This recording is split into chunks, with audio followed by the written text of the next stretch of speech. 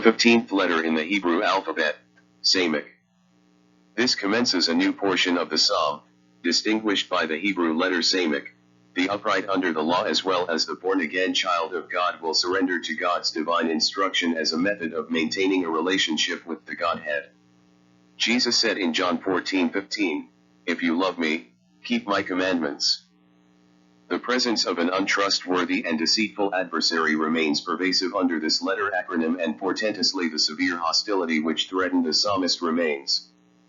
The psalmist begins this 8-verse segment in Psalm 119:113, "I hate the double-minded, but I love your law."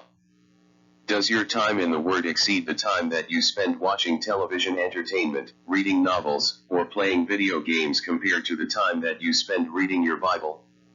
While God doesn't expect His children to forego all entertainment, He does hate it when we spend an inordinate division of our time for input that is based solely on fleshly pleasure, for it will prevent our maturing in the Christ-like attributes of our new nature and produce a state of mind that is wavering, doubtful, in danger of becoming skeptical regarding our God-fearing commitment, a divided person without a sure reliance on the gift of faith.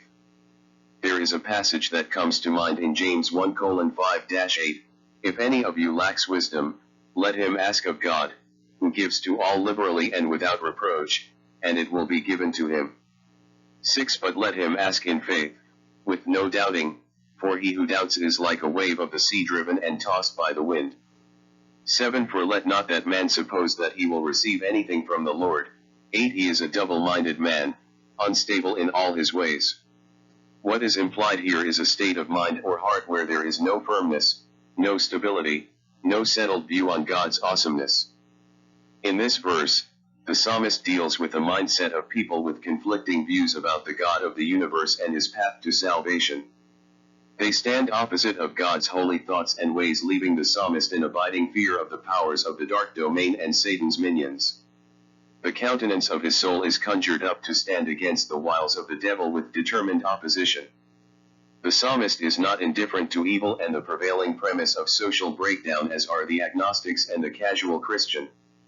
He diligently looks upon evil, as we should, with hate and distrust that is as unquestionable as the love with which we cling to in the Word, the pure thoughts of God.